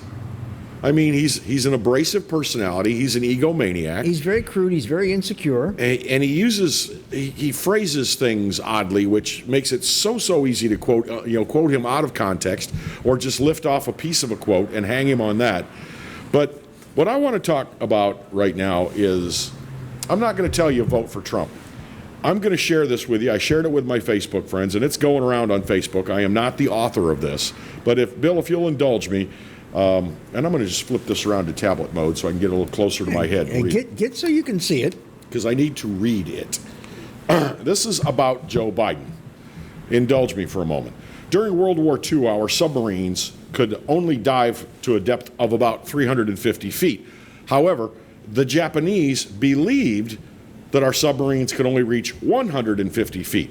They thought that was our depth limit, and so they set their depth charges to 150 or less. Mm-hmm. Then a U.S. congressman, a Democrat by the name of Andrew May, visited Pearl Harbor, and when he got home, he told the media, our subs can dive to 350 feet.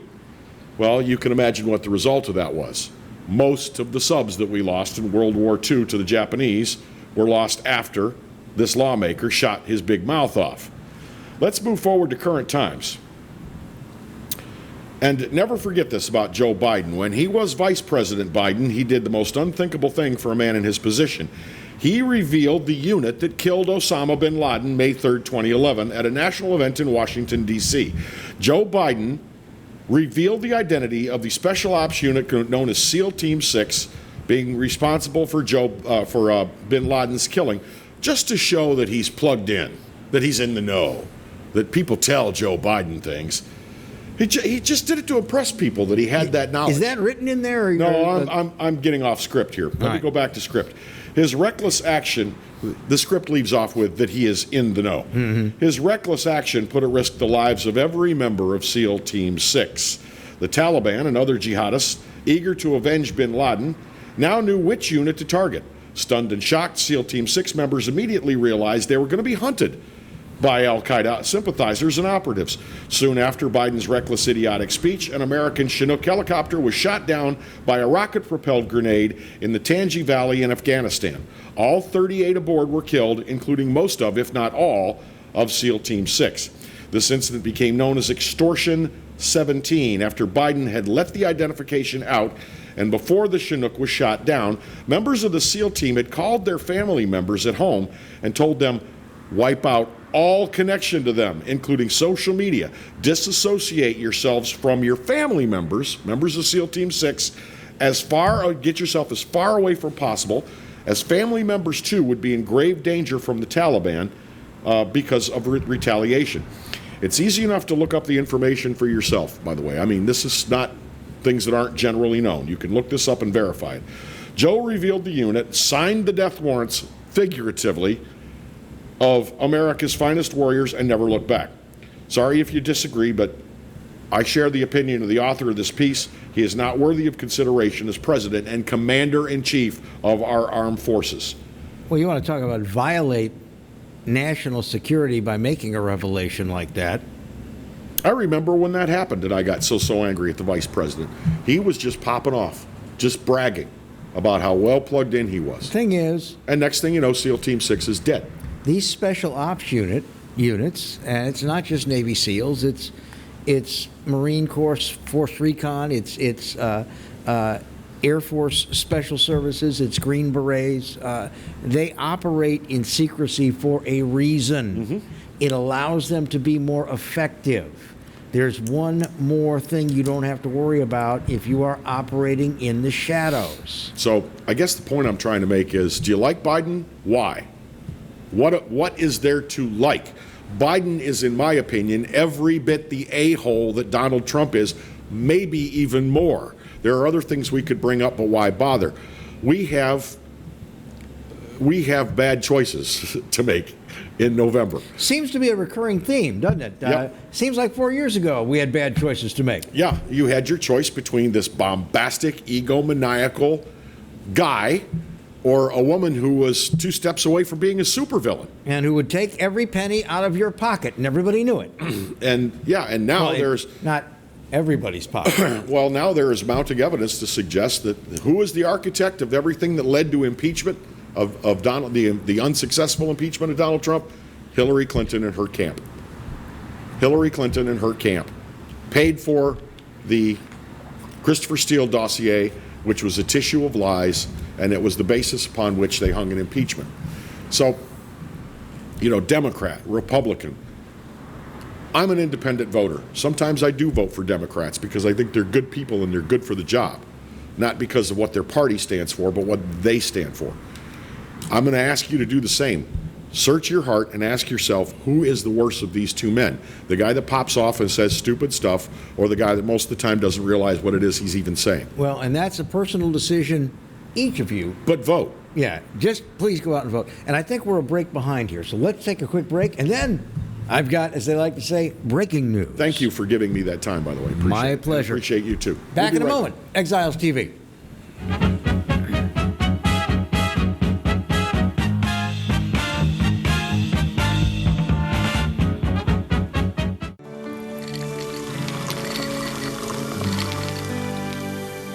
No one can stop me when I taste the feeling. Nothing could ever bring me down. Nothing could ever bring me down.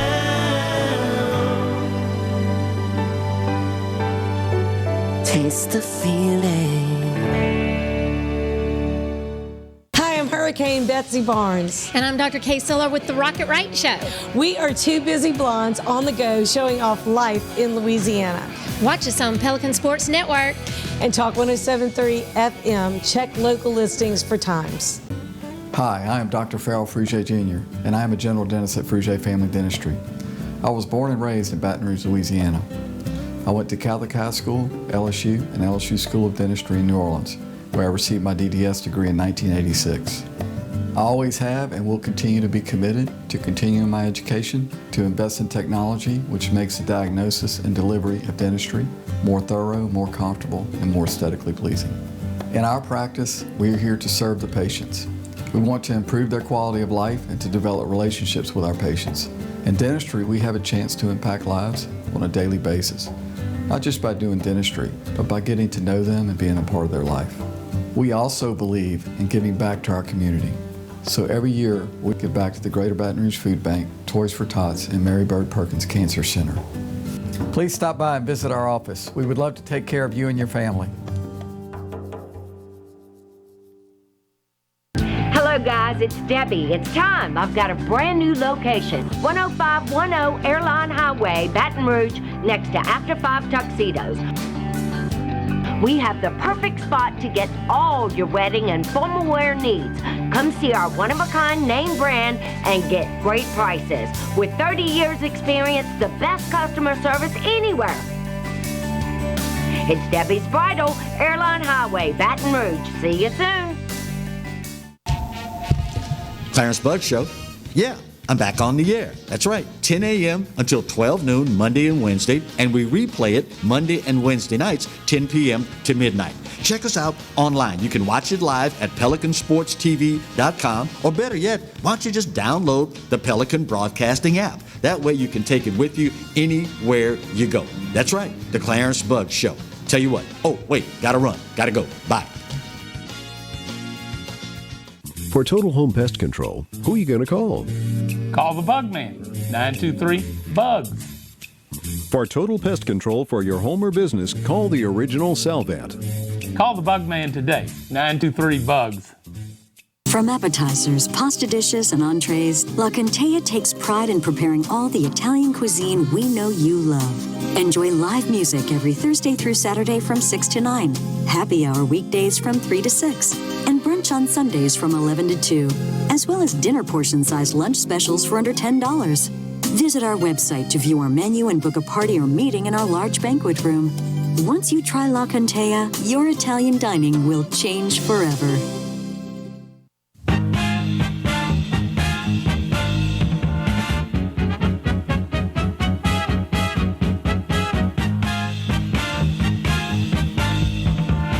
Hey, we're back. Exiles TV. Breaking news. All right, so if you remember way back when, like at the start of the show, we were talking about this moronic non-meeting that the East Baton Rouge Metro Council had on whether or not bars in Baton Rouge could be reopened. They didn't have enough votes because the Democrats were boycotting the meeting with the exception of Erica Green, who chose to abstain, and the Republicans... At least she showed up. Yeah, the Republicans, Chandler Loop wasn't voting, wasn't anywhere to be found, and nobody knows why. So they were going to have an emergency meeting tomorrow to address this again. Some people after this bizarre meeting pointed out that the Metro Council cannot either give or deny permission for bars to reopen in East Baton Rouge Parish or anywhere in the state.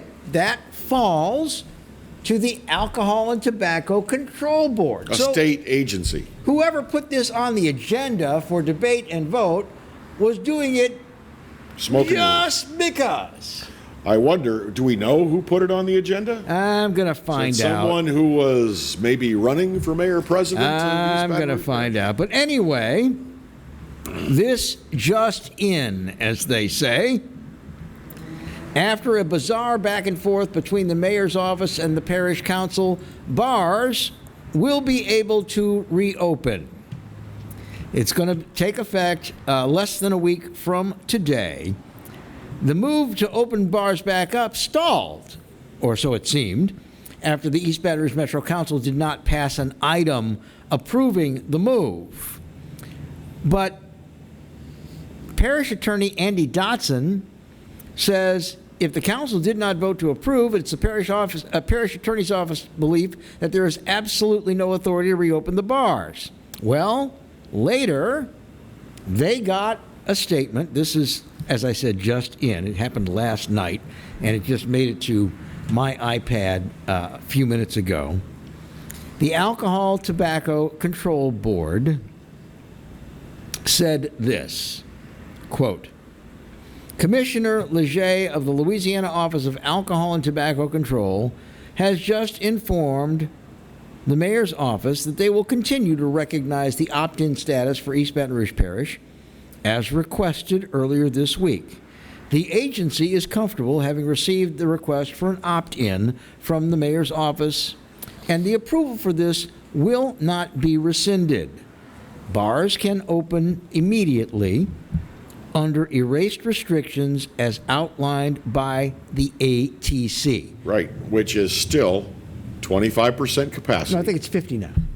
Says right here, with looser rules in phase 3, can operate with table service 25% capacity with up to 50 patrons, but only... I'm sorry, 50 patrons, yeah, I'm sorry. But only until 11 p.m. So we still have the governor and his people telling us what time we got to go home. Well, but that's a side issue from this. Yeah, I know. The real issue is the council took up a lot of time for a vote that they had no authority to vote on and whose vote would have been meaningless no matter which way it went.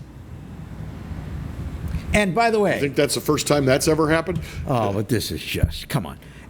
And by the way, remember what I said long time ago in the last hour of the program about House Counsel, Corporation Counsel? Mm-hmm. Well, the parish attorney is kind of like Corporation Counsel.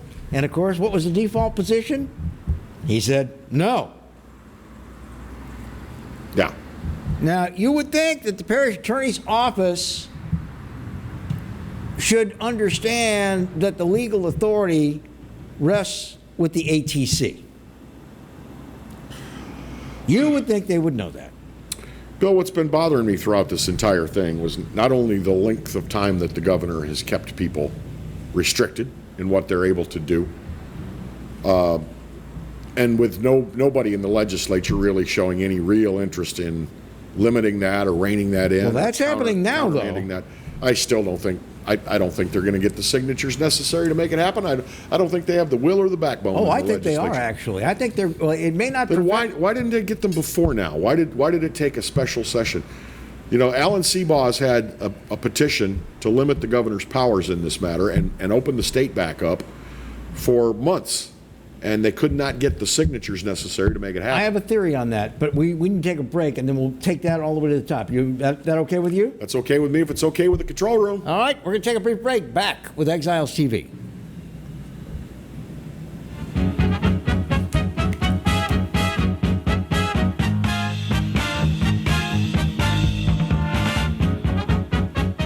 Bolello's Furniture and Appliances, your dependable independent. Depend on us for service, for selection, for price. Get huge Whirlpool savings. Shop now and save on Whirlpool appliances throughout the store. Plus, experience our price match guarantee and ask about special financing. You can depend on the know-how of people who live appliances every day. Bolello's Furniture and Appliances, your dependable independent with nationwide buying power.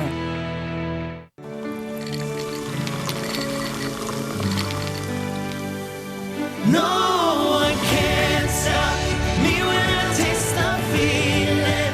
Nothing could ever bring me down.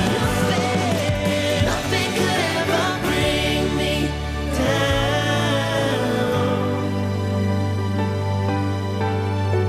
Taste the feeling. That's right, the Clarence Buggs Show is back, along with the Exiles, Bill Profita and Kevin Gallagher. We've put the band back together, South Louisiana's talk team, and it's only on the Pelican. 10 a.m. till 12 noon, right here on the Pelican. Hi, I'm Bobby Yarborough with Manda Fine Meats. Here at Manda, we know what the folks of South Louisiana love. They love great flavored smoked sausage, delicious deli meats, and specialty items like boudin and andouille sausage. Manda Fine Meats has been providing these products since 1947. We produce them right here in Baton Rouge, so you know you're always getting the freshest product at your local grocery store. Manda Fine Meats. Taste the fresh local flavor in everything we make. Make it Manda every time. Sometimes life is wonderful, and sometimes it's not. Cherish the good, but always be prepared for life's challenges. At Private Healthcare, we provide the peace of mind you deserve. With Private Healthcare, you'll get the coverage you want and healthcare you need. If your employer doesn't supply healthcare coverage and you don't qualify for Medicare or Medicaid, you need to give us a call right now. Private healthcare is private health insurance for ages 65 and under with medical, dental, vision, and even prescription coverage. When life comes at you unexpectedly, you need to be ready, and health insurance is your financial safety net. Health insurance has never been so easy and affordable. If you're looking for health coverage at the best price and your annual household income is $35,000 or more, call the number on the screen now and speak with a live healthcare consultant. Don't wait. Get the coverage you need now. Hello, guys. It's Debbie. It's time. I've got a brand new location. 10510 Airline Highway, Baton Rouge, next to After 5 Tuxedos. We have the perfect spot to get all your wedding and formal wear needs. Come see our one-of-a-kind name brand and get great prices. With 30 years experience, the best customer service anywhere. It's Debbie's Bridal, Airline Highway, Baton Rouge. See you soon.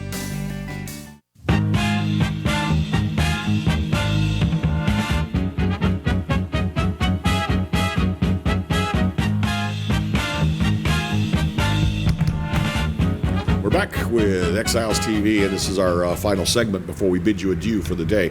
Bill was about to make a tremendous point about the governor, the lockdown orders, and the legislature's possible action. See, I think the legislature is highly motivated right now to take some sort of an action, and here's why I think that. I think the leaders, as well as the rank-and-file legislators, have had this gap between the regular session and the special session to hear from their constituents. A lot of them went from being very, very timid and very afraid, which I think a lot of people were when this virus first came out. And now they're saying, okay, look, enough is enough. We get it. Our eyes see what our eyes see. We are willing to take safety precautions in our businesses, in our homes, but we don't like the unpredictability of executive order following executive order. So I think that the legislators are motivated to take that action. I also think, and I'm sorry I've forgotten the guy's name, I also think that as a matter of policy that they wish to make a matter of law, I think a lot of them on the cerebral level are saying exactly what this particular state representative said. When you have executive orders that just keep repeating themselves, you are now getting into the business of the legislature. You are making laws. Yes. And I think as a matter of policy for the end of whatever this is and for the future, I think that they think, and I happen to agree with this, it's my opinion only, that this is a good thing to do. That yes, we all know there's going to be extenuating circumstances, there are going to be emergencies and things like that, but they should be limited in size, scope, impact, and most importantly, duration. Time. And that if you want to chain these, that you're going to have to go to the legislative body, because I think most of us common sense would agree that an executive order that goes 30 days and then it's extended another 30 days and it's extended another 30 days becomes de facto a law. Well, and that's the job of the legislature. Look at the fact that this thing started with 2 weeks to flatten the curve. Mm-hmm. That was what John Bell told us, 2 weeks to flatten the curve. And that was in March. And he has continued with this thing and continued with this thing until businesses are out of business. In the city of New Orleans, they think that more than half of the restaurants that shut down won't ever reopen.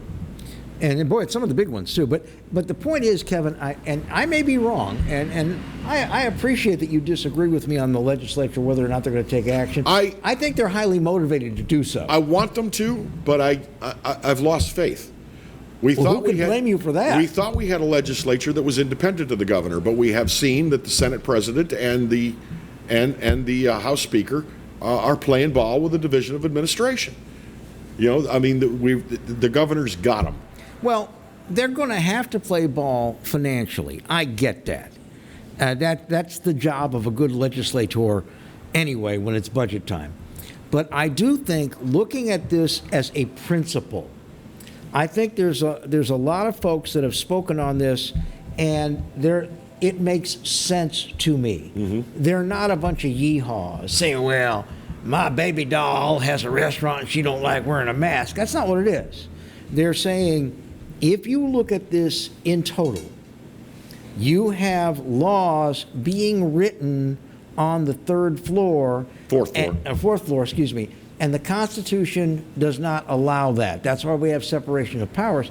And I think they're going to be able to make a very, very good argument. And I think they want to do so. Well, and I agree with one thing you said. If they're going to do it, it needs to not just be in your face, John Bell. This needs to address all governors down the road in the future. Absolutely. We need to, whether it goes in statute or whether it goes in the Constitution, we don't need to have a governor that's able to make law from the fourth floor. But you remember what the treasurer sitting right here just 20 minutes ago said. Our legislature traditionally has not been very good about looking down the road. I think these two or three that have started this, who are speaking about it, are pretty good at looking down the road with this one.